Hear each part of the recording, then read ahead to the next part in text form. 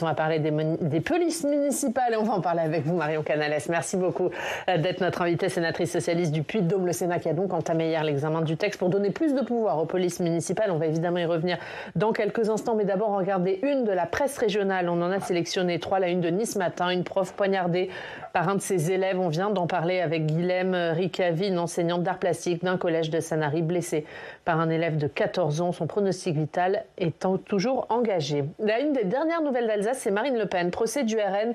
L'avenir politique de Marine Le Pen s'assombrit. Le parquet général a requis hier 5 ans d'inéligibilité à l'encontre de Marine Le Pen. Une peine de prison aménageable, mais sans exécution provisoire. De quoi quand même compliquer sa candidature à la présidentielle. Et puis la dernière une, c'est celle de Corse Matin. Permis de conduire, les seniors refusent la voie de garage. Durée maximale de validité fixée à 15 ans.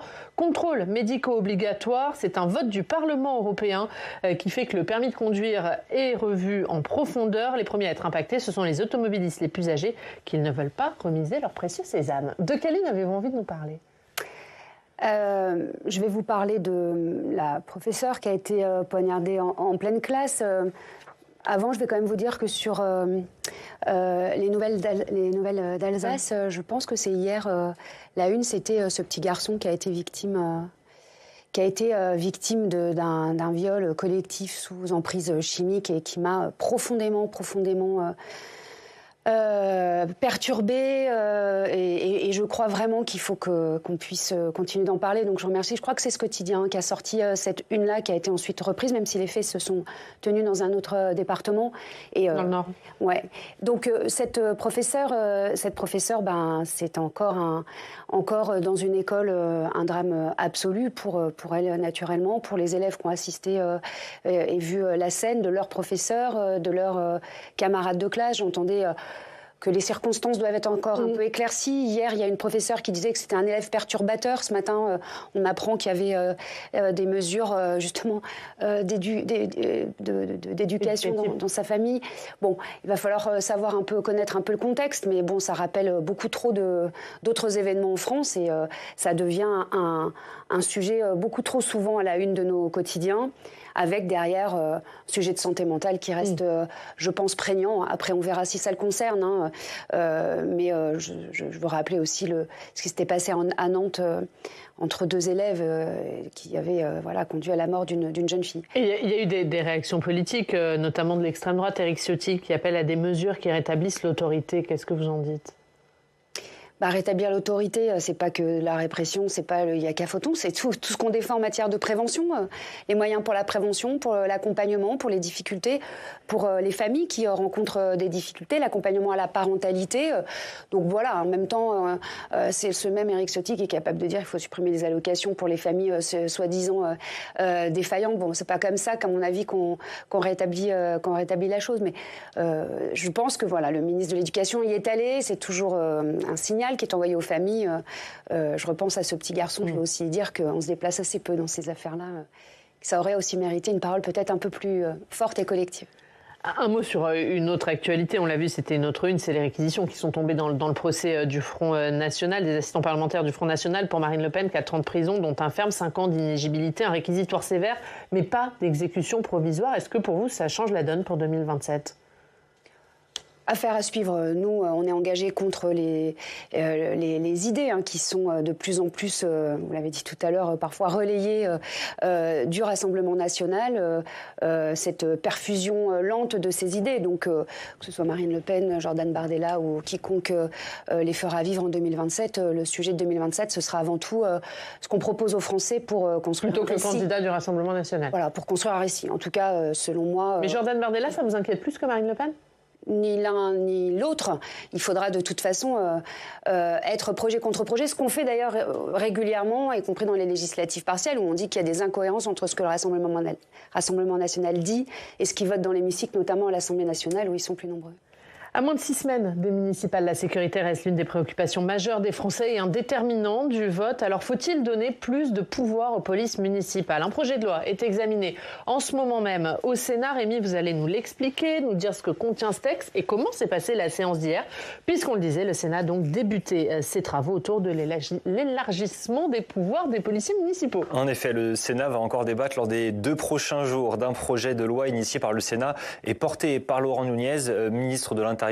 Un projet de loi qui vise concrètement à mieux répondre à la demande des municipalités qui ont vu leur nombre de policiers municipaux progresser de 45% en 13 ans et qui vise à élargir ses compétences. En résumé, le Sénat a voté hier que les policiers municipaux pourraient dresser des amendes forfaitaires pour une quinzaine de cas, notamment à la suite des contrôles d'alcoolémie et de stupéfiants préventifs ou pour la vente à la sauvette par exemple. Ils expérimenteront l'utilisation de drones pendant 5 ans dans des conditions strictes, une liste non exhaustive que chaque maire pourra décider d'appliquer ou non. Il s'agit ici d'un projet de loi qui, à l'exception de certains points, semble faire consensus. On écoute Laurent Nunez qui s'en félicitait hier. Ce n'est pas ici qu'il faut oublier que ce projet de loi s'est aussi largement appuyé sur les travaux de la mission d'information sénatoriale sur les polices municipales, dont bon nombre de préconisations ont été retenues dans ce texte. Une mission d'information transpartisane, comme il n'en existe finalement que peu en matière de sécurité, c'est dire peut-être combien ce projet doit pouvoir nous rassembler. La droite rappelait également l'importance de ce texte et l'attente qu'il génère chez les maires. Hervé Reynaud, sénateur Les Républicains de la Loire, l'a expliqué hier en séance. Le texte que nous examinons aujourd'hui est l'expression d'un principe de réalité. Il répond à une demande forte de nos élus de terrain. Mieux garantir la sécurité de nos concitoyens, renforcer la proximité de l'action publique et donner à nos communes les moyens d'agir. Madame la sénatrice, est-ce que les socialistes sont d'accord au sujet de la nécessité d'élargir les compétences des policiers municipaux ? L'enjeu de ce texte, déjà pour le contexte, c'est dire qu'en 40 ans, il y a quand même eu une multiplication par 5 des effectifs de police municipale, donc un volontarisme de la part de communes. Il y a 2 fois plus de collectivités qui sont dotées de police municipale. Aujourd'hui, il faut arriver à concilier efficacité pour répondre à des enjeux de sécurité, de sécurisation, de prévention, de tranquillité. Ça a été l'objet de quelques amendements de notre part. Et puis, de ne pas tomber dans une surenchère qui est inefficace, et puis en respectant des principes qui nous semblent essentiels sur l'autorité de ces polices municipales et la complémentarité avec les effectifs nationaux de gendarmerie et de police nationale. Mais est-ce que justement, vous parlez de complémentarité, est-ce qu'il n'y a pas une crainte aussi que l'État se décharge du coup sur les maires en matière de sécurité ? Aujourd'hui, justement, cette complémentarité, le ministre, on lui a rappelé plusieurs fois qu'on voulait essayer de faire passer des amendements qui la rappellent, c'est-à-dire, par exemple, mais ils ont été souvent frappés par les recevabilités financières, le président Kuckerman l'a rappelé, mais que si les ratios de police nationale ou de gendarmerie par habitant se dégradaient, qu'il fallait pas que ce soit que les polices municipales deviennent des supplétifs, qu'il fallait mettre des garanties. Non, mais il y a toujours des risques sur le long court et long terme. Mais on l'entend déjà, les maires qui disent qu'ils ont le sentiment que l'État se décharge de plus en plus sur eux. Exactement. Ce fameux continuum de sécurité, c'est une chaîne, une coordination, c'est une complémentarité. Donc, on ne doit pas laisser, par exemple, aux métropoles le soin de se doter de police municipale. Parce que la Cour des comptes, il y a certains rapports qui disent que, compte tenu de l'évolution des effectifs, notamment en territoire métropolitain, il faudra après revoir les répartitions des polices et gendarmerie, police nationale et gendarmerie. Il ne faut pas laisser cranter cette idée, c'est une complémentarité et c'est pas les communes qui ont déjà mis 2,5 milliards d'euros, je crois, l'an dernier sur leur police municipale qui viendront pallier des désengagements éventuels. C'est des missions complémentaires mais qui ne sont pas les mêmes. Donc pour vous, ce texte, c'est pas un transfert déguisé ? Il ne faut pas qu'il le soit. On n'a pas fini. Il vous a rassuré, Laurent Nunez, là-dessus ou pas ? Moi, j'ai trouvé quand même que le gouvernement, quand il s'agit de nous dire qu'on est bavard parce qu'on essaye de remettre des choses dans le texte pour bien spécifier les missions de protection, de tranquillité, de médiation, ça, c'est vraiment la police de municipale telle qu'on la conçoit. On nous dit, mais oui, mais c'est de toute façon dans l'air du temps, c'est des... Bon, moi j'ai fait un texte sur les soins palliatifs la semaine dernière où la majorité sénatoriale, elle était bavarde en rajoutant des choses qui existaient déjà. le bavardage à géométrie variable, nous, c'était important pour nous de rappeler que c'est vraiment une police qui est là pour des missions très spécifiques, avec des prérogatives qui seront étendues, renforcées dans un cadre qu'on veut très défini. Mais ce n'est pas un supplétif et ce n'est pas une police nationale bis. Rémi, on va continuer puisque la gauche grince des dents autour de l'armement de la police municipale. Oui, car le projet de loi vise à lever les freins juridiques qui empêchent les maires d'équiper leur police municipale d'armes létales. La question du contrôle et de l'armement est considérée à gauche comme une mission de l'État qu'il délègue aux municipalités et qui pourrait se révéler lourde de conséquences, selon Cécile Cukierman, sénatrice communiste de la Loire, qui s'est exprimée hier à ce sujet. Nous regrettons que ce projet de loi organise un glissement progressif des missions qui relèvent des compétences régaliennes de l'État vers les collectivités. L'extension des compétences judiciaires des polices municipales, la possibilité de constater certains délits, de procéder à des relevés d'identité élargis ou encore l'accès à des outils de surveillance renforcés ne sont pas de simples ajustements techniques. Ce sont des choix politiques et lourds de conséquences. Ces missions relèvent du cœur même de l'action régalienne. Madame la sénatrice, quels sont les dangers d'armer la police municipale pour vous ? Après, je rappelle juste que l'extension des prérogatives des pouvoirs judiciaires, il y aura quand même, c'est toujours l'objectif, c'est de garder bien en tête que la hiérarchie, c'est le maire. C'est le maire et le conseil municipal qui décideront ou pas de le faire en fonction des contextes territoriaux. Et vous êtes favorable, vous, à l'armement de la police municipale ? Qu'est-ce qu'on dit, qu'est-ce qu'on entend par armement ? Voilà. Qu'est-ce qu'on entend par armement aujourd'hui ? Est-ce qu'ils aient des armes létales ? Aujourd'hui, les armes de catégorie 1 de mémoire, il y a dedans les tasers, il y a les armes de poing. Et ça, c'est en fonction du rapport que le maire décide d'avoir avec sa police municipale. Ça dépend du continuum de sécurité. C'est une décision. Ça a longtemps été un débat à gauche. Là, ça l'est un petit peu moins. Mais cette question d'armer les policiers municipaux, est-ce que vous dites, compte tenu du contexte sécuritaire, terroriste, c'est une bonne idée de les armer ? Ça dépend avec quoi. Si c'est des armes pour protéger nos agents de police municipale, si c'est des armes létales, c'est une décision. Moi, je pense qu'on ne peut pas faire une généralité. C'est justement pour ça que l'autorité du maire, on essaye de la préserver, puisqu'avec des élargissements de pouvoir police judiciaire, il y a quand même le procureur qui doit arriver dans ce processus, mais ça reste une décision du maire et de son conseil municipal en fonction d'un contexte, en fonction du rapport avec sa police municipale. Chacun a évolué en fonction de ces différentes perspectives territoriales. Donc, il y a un autre sujet, un débat que soulève ce texte, c'est la question de la formation. Oui, il reste des sujets sur lesquels débattre, notamment autour de la question de la formation des policiers municipaux et des gardes champêtres qui ne répondent pas à comment mieux préparer les agents. Plusieurs amendements devraient encore être proposés à ce sujet dans les prochains jours. La proposition de loi, Madame la sénatrice, elle reconnaît aujourd'hui le sujet de la formation. Est-ce qu'elle n'est pas aujourd'hui en deçà de ce que ses ambitions impliquent ?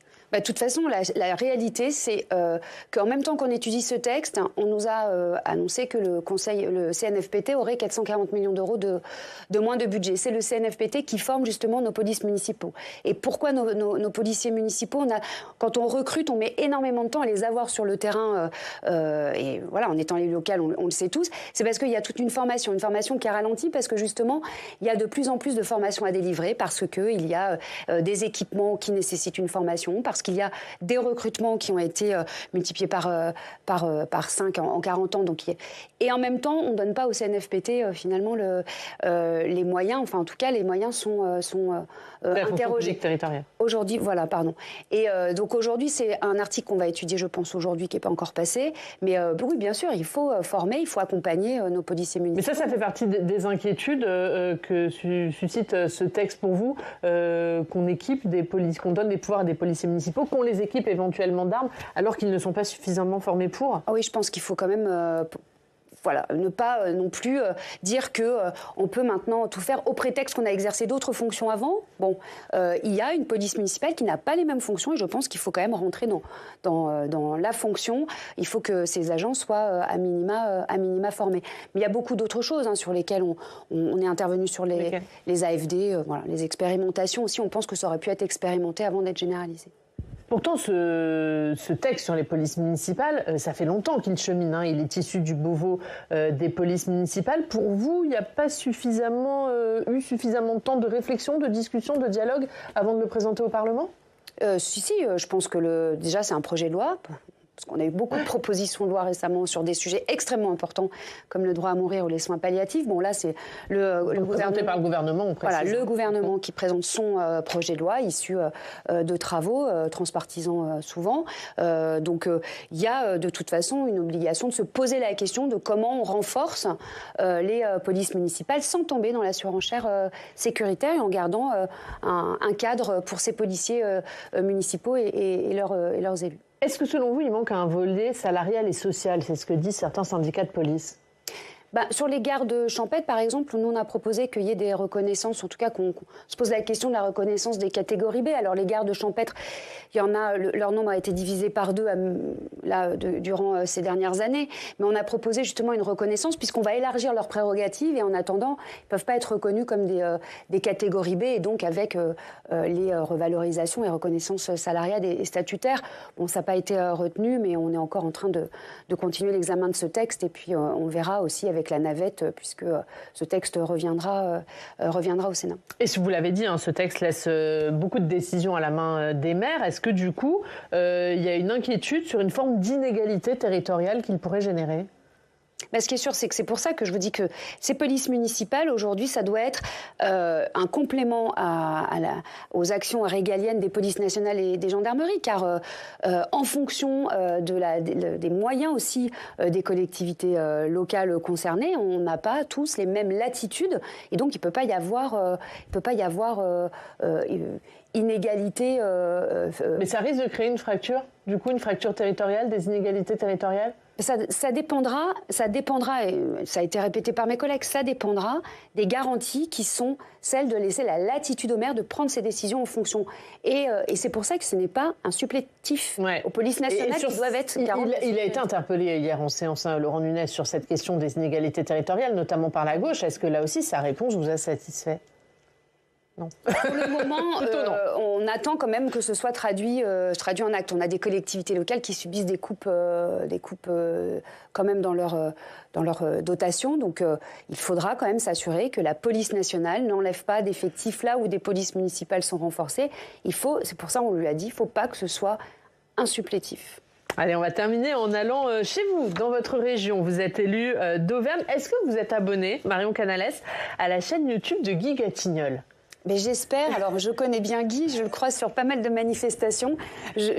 Alors, peut-être pas sur YouTube, parce que je suis pas youtubeuse, mais en tout cas, je le suis sur les réseaux sociaux. Alors, il faut savoir que vous n'êtes pas la seule à le suivre. Il compte plus de 13 000 abonnés, fan de ces beaux paysages auvergnats. Guy Gatignol, bonjour, merci beaucoup d'être avec nous. Vous êtes retraité, créateur de la chaîne YouTube Auvergne Vidéo. Je le disais, 13 000 abonnés, des millions de vues sur vos milliers de vidéos. D'abord, racontez-nous, pour ceux qui, contrairement à Marion Canales, ne vous connaissent pas, ce qu'on peut voir sur votre chaîne.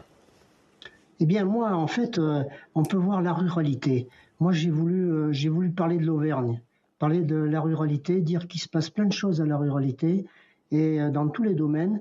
Et donc, ma chaîne s'adresse à tous ceux qui aiment l'Auvergne dans tous les domaines, que ce soit la culture, le sport, l'agriculture, le tourisme, un peu tout. Voilà. Donc, et puis moi, ce qui me plaît, c'est de faire parler les gens, d'aller voir les gens, parler de leurs projets, etc.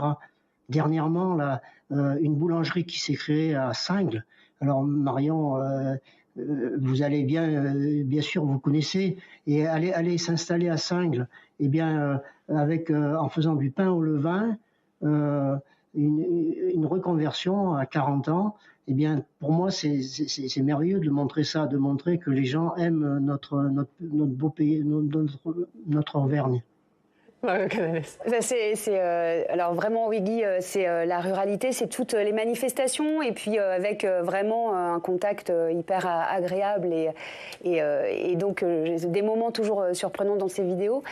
C'est rigolo qu'il parle de Singles parce que je tairai le nom du sénateur avec qui je discutais hier au Sénat, mais il a une maison à Singles et on parlait pas plus tard qu'hier de ce village.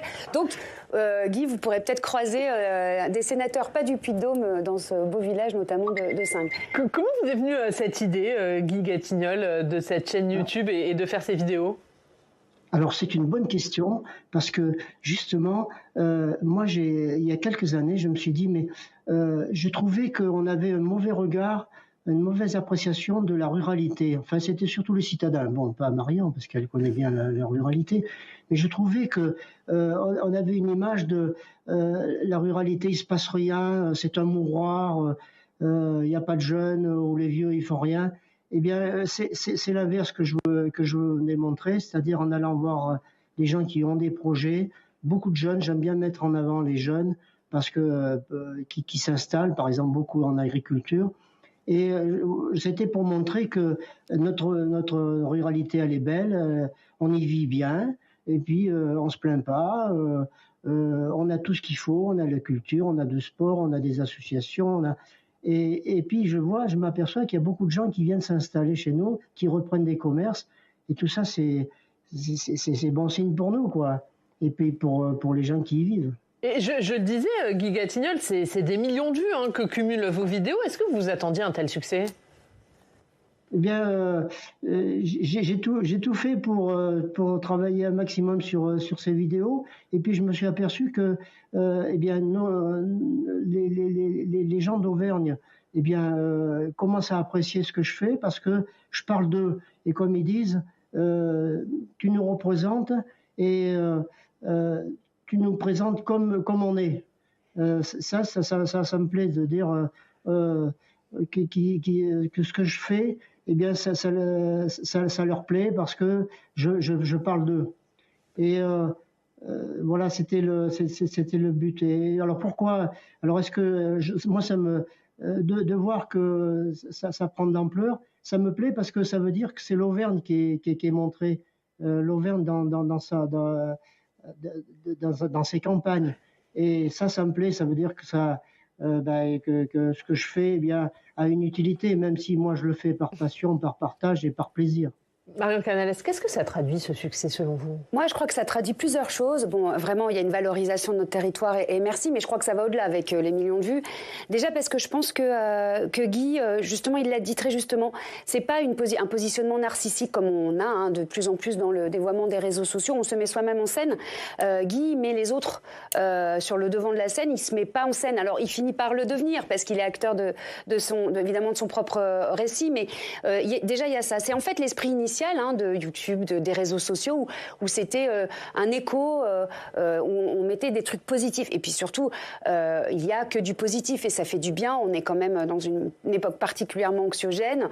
On se relaie beaucoup de choses anxiogènes. Les algorithmes finissent par nous relayer ce qu'on a soi-même parfois envie ou pas du tout envie de voir. Enfin, c'est dans des contrastes. Et ça dénote que les gens ont besoin aussi de sincérité, de choses réelles, de voir que oui, il y a des gens qui font des choses ailleurs avec sincérité, sans parti pris, parce qu'en fait, les gens se livrent. Guy pose juste des questions extrêmement simples et écoute, et dans une position d'écoute. Il n'y a pas de piège, les gens sont tels qu'ils sont et on est sur du brut, en fait. Ce qui, je pense, était un peu au départ l'origine des réseaux sociaux et de ces chaînes. On était brut, c'était pas construit, c'était pas des récits. Il n'y a pas de lumière particulière. Guy, il est équipé de sa petite caméra et puis on est tel qu'on est. Et effectivement, et c'est des beaux paysages, mais aussi de belles histoires, de la solidarité dans nos territoires, voilà, la vraie vie des gens. Merci beaucoup, merci Guy Gatignol d'avoir été avec nous. Votre chaîne YouTube, Auvergne Vidéo, 13 000 abonnés, on espère plus, bien sûr, très vite, des millions de vues. Merci Guy Gatignol, merci d'avoir été avec nous. Et merci Marion Canales d'avoir été notre invitée. Le texte sur les polices municipales, l'examen se poursuit aujourd'hui au Sénat. On en parlera évidemment demain.